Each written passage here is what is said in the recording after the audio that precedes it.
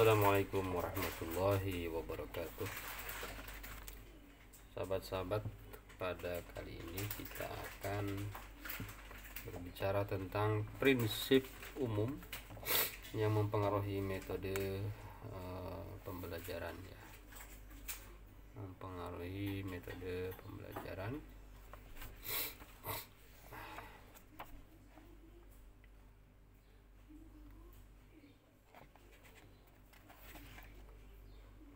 Oke, ada 3 subbab atau 3 tagihan tujuan.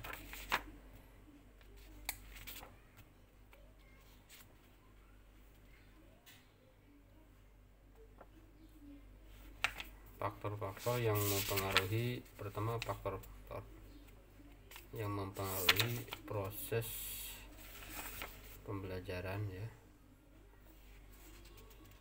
Ada banyak faktor yang mempengaruhi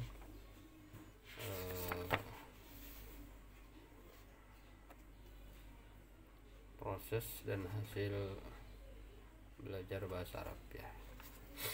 Yang pertama adalah faktor tujuan yaitu, jadi dengan adanya tujuan maka jelas arahan yang akan dicapai oleh guru ya, oleh siswa, oleh guru. Kalau tidak ada tujuan itu tidak jelas ini mau dibawa kemana ya, pembelajaran ini targetnya mau apa. Sementara pembelajaran itu harus merupakan usaha sadar dari proses pembelajaran yang dilakukan. Selain tujuan, yang kedua adalah guru harus bisa menjadi fungsi sebagai guru ya. Harus bisa menjadi guru, menjadi pembimbing, menjadi pengarah. Guru itu kan fungsinya menjadi pengajar, pelatih, pembimbing. Pengajar itu pada aspek kognitif, pelatih pada aspek psikomotor, pembimbing pada aspek sikap gitu ya. Yang ketiga, peserta didik ya, menentukan proses dan hasil belajar. Peserta didik dengan segala kemampuan yang dimiliki itu mempengaruhi proses pembelajaran. Peserta didik dengan semangat dan motivasi, kerjasama, kedisiplinan yang yang dipraktekkan oleh peserta didik, maka itu sangat menentukan keberhasilan. Yang keempat, kegiatan pembelajaran ini sangat menentukan keberhasilan, apakah pembelajarannya itu mengaktifkan siswa atau tidak itu ya. Jadi itu sangat menentukan. Yang kelima adalah bahan dan alat, evaluasi, tes dan non-tes. Jadi evaluasi juga sangat menentukan keberhasilan daripada proses pembelajaran. Yang keenam adalah suasana evaluasi. Jadi suasana evaluasi ini sangat menentukan ya. Jadi makanya suasana evaluasi itu harus tidak boleh tegang ya. Tidak boleh tegang karena kalau tegang maka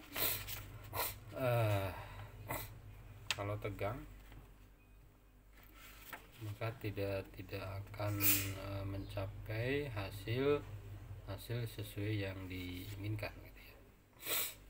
Oke.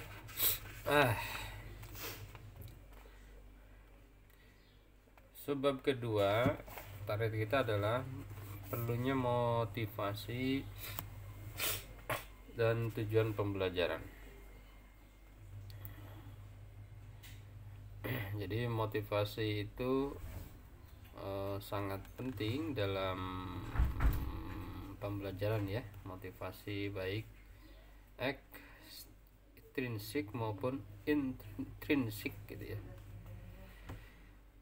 Baik motif internal maupun motivasi eksternal ya. Nah, kalau motivasi ekstrinsik yaitu motivasi yang tidak berhubungan langsung dengan pembelajaran ya.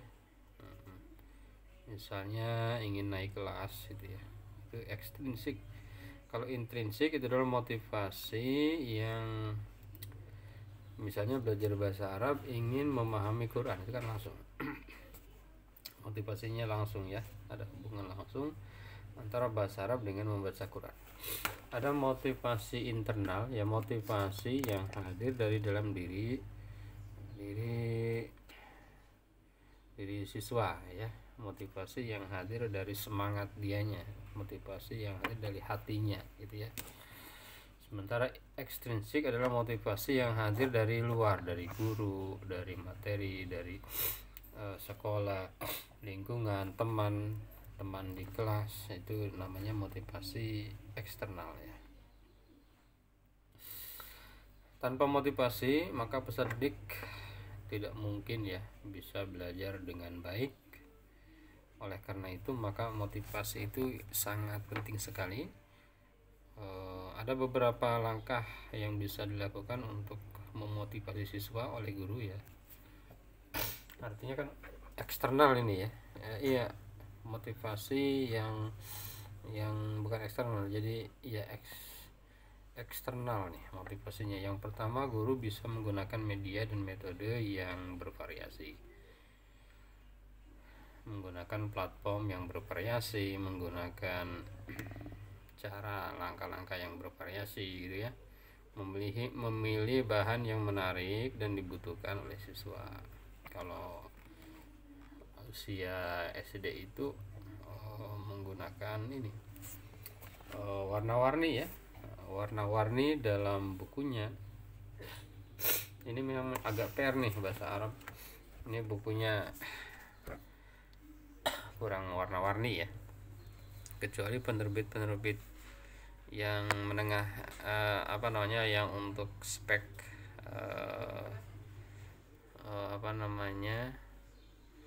sekolah-sekolah lumayan ya, sekolah-sekolah ekonomi menengah ke atas itu biasanya memang warna-warni dan kertasnya bagus ya. Adanya sasaran perantara gitu ya, ada kuis, ada UH, ada UTS, itu penting sekali dalam menciptakan motivasi, dalam menciptakan gairah ya. Banyak permainan-permainan ya. Sekarang banyak aplikasi-aplikasi, ada Quizizz, ada Kahoot, ada banyak ya, banyak aplikasi-aplikasi. Di situ menguji, tapi di situ juga ada permainan ya. Memberi kesempatan untuk sukses ini salah satu trik bagi guru ketika bertanya langsung kepada siswa. Kalau siswanya kemampuannya tinggi, tanya pertanyaan yang sulit ya. Kalau siswanya kemampuannya rendah,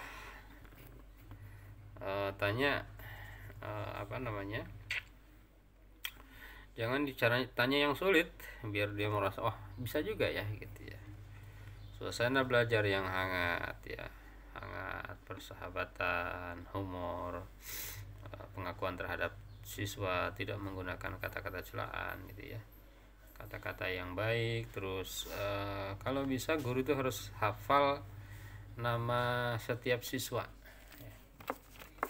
Ini agak kelemahan ya di sekolah, sekolahnya itu muridnya banyak, gurunya bukan guru kelas, itu biasanya nggak hafal nama-nama siswa. Maka bisa menggunakan trik di dada bagian kiri atau kanan tuh dikasih nama tuh, biar kenal ya. Persaingan yang sehat di antara siswa ini penting sekali. Adanya persaingan dalam tanda kutip ya, persaingan perlombaan lah, semacam perlombaan. Ada ganjaran, ada hadiah, ada pujian bagi mereka yang berhasil. Ini sangat baik untuk menciptakan motivasi siswa dalam belajar.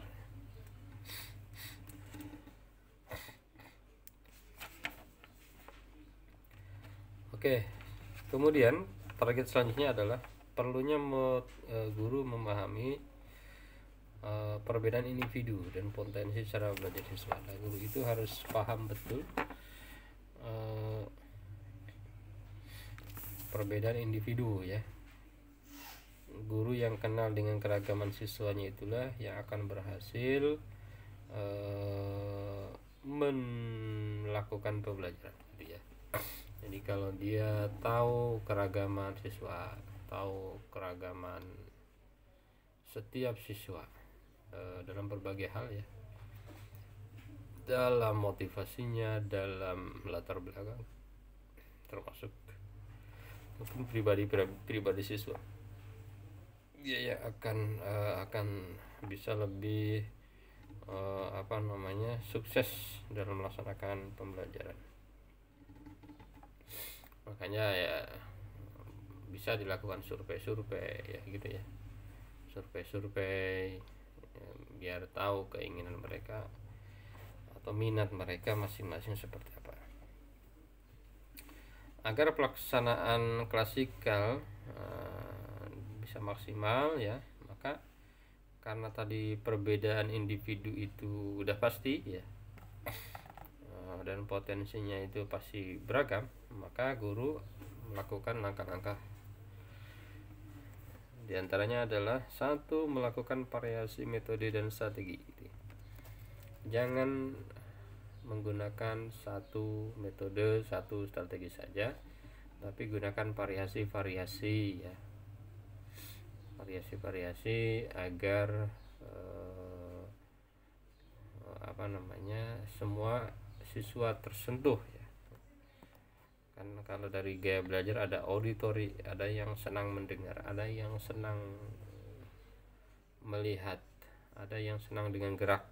Nah, makanya itu strategi dan metode harus divariasikan. Yang kedua, memaksimalkan alat dan media pembelajaran ya.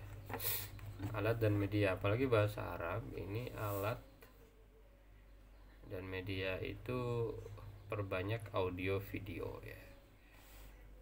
Saya dengan teknologi saat ini termasuk yang bersyukur.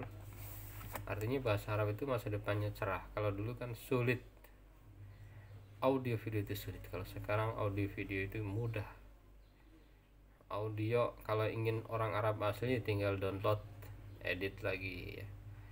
Kalau mau suara gurunya asli, kelasnya banyak, biar tidak mengulang-ulang, di videokan. Kalau mau nyimpan lebih aman, lebih lama, tidak usah membebani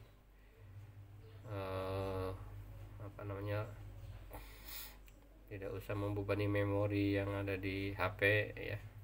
Anda bisa di YouTube kan, kita udah belajar gitu ya, minimal untuk pembelajaran ya. Memberi bahan tambahan bagi yang pandai ya. Yang pandai itu dikasih tugas lain, jangan udah bisa dijajelin terus ya, enak. Biar tidak enak, kasih tugas lain, disuruh mengajar temannya, asistensi namanya ya, dikasih bacaan, dikasih ya pokoknya ada tugas lain. Bagi yang lambat, guru memberikan bantuan, ini namanya remedial ya. Bagi yang lambat dikasih waktu khusus untuk agar dia bisa mengikuti pembelajaran yang dia agak telat. Dan yang terakhir, memberikan tugas disesuaikan dengan minat dan kemampuan dalam jumlah maupun dalam tingkat kesulitannya. Ini guru itu masih banyak yang ngasih tugas itu biar lama, itu jadi dibebankan banyak. Padahal tugas itu yang penting mencapai target tujuan. Ini makanya di buku pelajarannya ada 10 soal, siswa harus mengerjakan 10. Itu yang tersesat. Padahal tugas itu kasihkan kepada siswa. Kalau siswanya agak lambat ya jumlahnya bisa berbeda tuh sama yang siswa yang lebih pinter ya, yang cepat di kelas itu. Yang penting kan target di materi itu, target pembelajarannya itu apa gitu ya. Jadi bukan banyaknya soal yang dikerjakan, tapi targetnya apa. biar nggak tambah mumet, udah lemot tambah mumet gitu. Karena ngasih tugas kebanyakan gitu. Ngasih tugas terlalu sulit ya. Teman-teman, selanjutnya adalah penggunaan media sumber belajar dalam proses pembelajaran bahasa Arab. Di sini ada 4 target. Yang pertama menjelaskan pengertian media dan macam-macamnya. Apa sih media itu ya? Media adalah segala bentuk yang digunakan untuk menyalurkan pesan antara guru dan murid dalam rangka merangsang pikiran, perasaan, perhatian, dan kemampuan peserta didik berupa hard dan berupa soft, bahkan juga segala hal yang memungkinkan peserta didik memperoleh pengetahuan. Jadi apapun yang bisa menyalurkan pesan guru kepada murid untuk merangsang pikiran, perasaan, perhatian, kemauan, itu adalah media. Nah, ini bisa soft dan bisa hard. Hard itu perangkat keras, soft perangkat lunak. Ya, saya kira tidak asing ya bagi kita untuk memperoleh pengetahuan, untuk menemukan informasi ya, untuk jadi bahan agar dia melaksanakan pembelajaran. Jenis-jenis media, ada media audio. Media audio berarti ada suaranya ya. Yang kedua media visual, kelihatan gambarnya ya, baik asli maupun tiruan, baik bergerak maupun tidak bergerak ya. Itu jenis media visual. Ada audio, ada visual, lalu ada media audio visual. Audionya ada, visualnya ada. Audionya muncul, visualnya ada, baik bergerak maupun tidak. Baik gambarnya itu tiruan seperti komik maupun gambarnya itu gambar asli ya. Media interaktif. Media interaktif itu media yang membuat interaksi antara guru dengan siswa. Nah, ini misalnya ya, guru membuat rekaman video YouTube selama sejumlah 1 jam. Dalam 1 jam itu ada semacam interaksi. Misalnya guru bertanya, nanti di situ ada jeda waktu di mana siswa bisa menjawab. Gitu. Jadi ketika rekaman, guru seolah-olah berada di hadapan siswa dan siswanya itu merespon. Gitu. Nah, itu media interaktif. Nah, ada media berbasis web. Nah, berbasis web itu berarti menggunakan internet, dan sekarang saya kira tidak asing lagi ya, berbasis web, berbasis aplikasi-aplikasi ya. Kalau dulu hanya web, sekarang udah berbasis Android, berbasis aplikasi dan lain sebagainya. Media itu ada 2, yakni ada media sebagai alat bantu pembelajaran dan ada media sebagai sumber belajar ya. Gitu ya, ada media sebagai alat bantu dan ada media sebagai sumber belajar.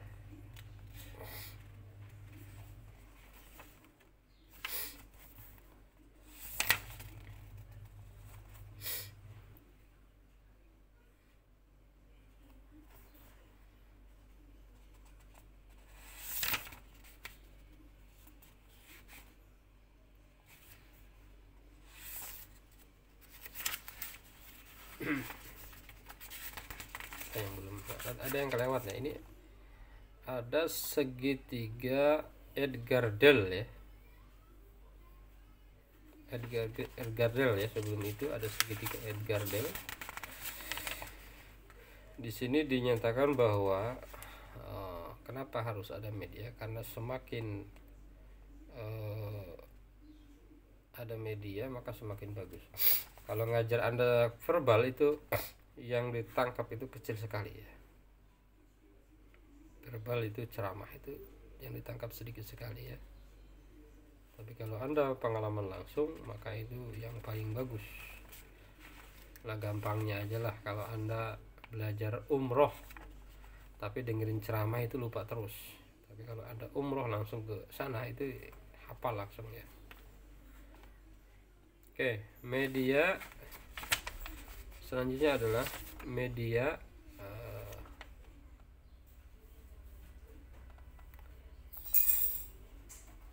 sebagai alat bantu pembelajaran ya. Mana ini sebut?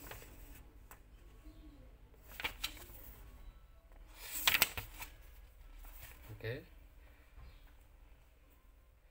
Media ada yang sebagai alat bantu pembelajaran seperti spidol, penghapus, penggaris dan sebagainya. Itu adalah media sebagai alat bantu pembelajaran. Ada yang bersifat umum untuk semua mata pelajaran, misalnya whiteboard, spidol, penggaris, OHP, LCD. Ada yang bersifat khusus, misalnya ya lab bahasa Arab, itu hanya untuk bahasa Arab ya. Lab IPA ya harus hanya untuk IPA gitu ya. Walaupun kalau bahasa Arab lab IPA pun bisa jadi media ya, kalau lagi tentang berbicara tentang IPA ya. Oke. Nah, media sebagai alat bantu pembelajaran selanjutnya adalah media yang tepat dalam pembelajaran bahasa Arab. Media yang tepat dalam pembelajaran bahasa Arab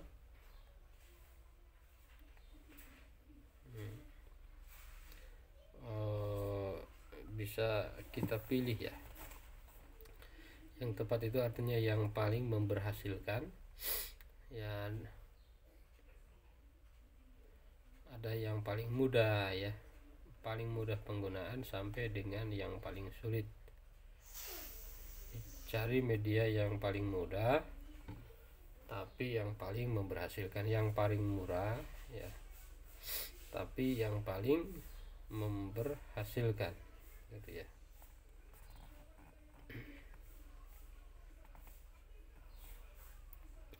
Tapi yang harus diperhatikan adalah bahwa semua media itu ada kelebihan gitu ya, ada kekurangan, dan tidak ada media yang paling maksimal ya, yang paling maksimal. Oleh karena itu maka harus diperhatikan beberapa hal untuk agar media itu tepat. Yang pertama, apakah media itu relevan dengan materi, dengan tujuan, bukan materi ya. Apakah media itu layak, apakah media itu mudah. Jadi relevan, tepat enggak, jadi sesuai enggak dengan tujuan. Yang kedua, layak dihadirkan enggak, bisa dihadirkan enggak gitu. Misalnya menjelaskan gajah, kalau hadir ke tempat gajah langsung bagus, tapi kalau di kelas bisa enggak itu bawa gajah, kan nggak mungkin ya, maka mungkin hanya duplikat. Lalu pengadaan media mudah enggak dihadirkan ya. Kalau sulit jangan, misalnya mahal, sulit ya jangan. Jadi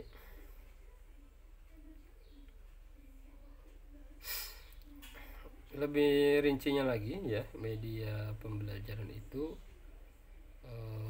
yang tepat itu pertama dilihat dari tujuannya ya. Jadi apakah media itu bisa membantu tujuan pembelajaran. Yang kedua, keterpaduan. Jadi media harus tepat memahamkan materi pembelajaran. Yang ketiga, keadaan peserta didik, daya pikir dan daya serap peserta didik perlu juga diperhatikan. yang keempat ketersediaan media, yang kelima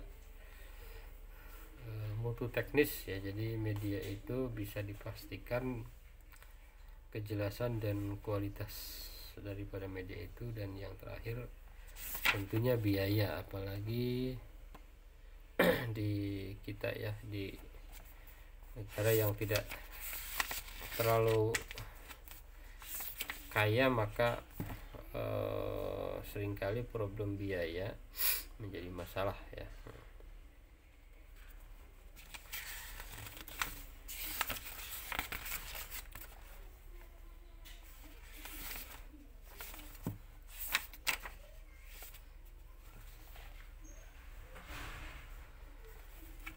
Pengembangan dan pemanfaatan media sumber pembelajaran bersaraf ya teman-teman. Media itu ada dua, ada media sebagai alat bantu dan ada media sebagai sumber belajar ya. Kalau media alat bantu, pada media itu tidak ada isi, misalnya ya papan tulis ya kan, tidak ada isinya ya, spidol. Nah, itu namanya media pembelajaran sebagai alat bantu saja. Kalau media sumber belajar adalah media yang di dalamnya ada sumber pembelajaran, misalnya buku, slide PowerPoint gitu ya, jurnal, majalah dan lain sebagainya. Itu termasuk media sumber belajar. Nah, bagaimana dalam pemanfaatan media itu? Maka kita bisa memanfaatkan media yang ada. Misalnya media audio, jadinya sudah ada media audio visual yang ada di YouTube. Kalau sudah ada, tinggal manfaatkan. Saya kira udah lumayan banyak ya, apalagi sekarang guru-guru di seluruh Indonesia sudah banyak mengembangkan berbagai media ya. Mungkin di setiap kelas di madrasah itu sudah ada medianya di YouTube ya. Coba apakah yang dikembangkan oleh guru-guru itu sudah sesuai dengan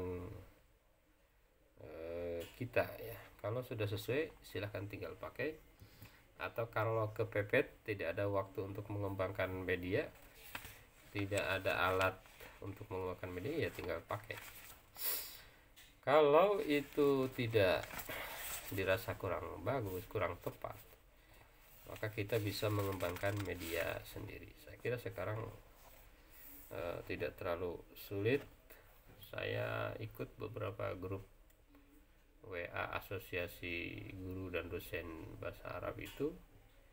Di situ banyak guru-guru yang men-share video-video pembelajaran sesuai dengan kurikulum. Meskipun nanti kalau memang tidak sesuai dengan menurut kita nggak sesuai, kita bisa aja mengembangkan atau membuat sendiri. Gitu ya, kalau tidak sesuai. Gitu ya. Saya kira itu aja mengenai pembahasan posisi metode dalam pembelajaran, prinsip umum pemilihan metode dalam pembelajaran bahasa Arab, serta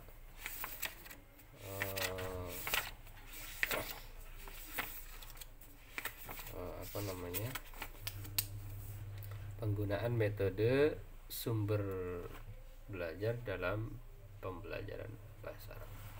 Terima kasih teman-teman semua, semoga bisa menjadi pemantik untuk kita lebih banyak membaca. Terima kasih. Assalamualaikum warahmatullahi wabarakatuh.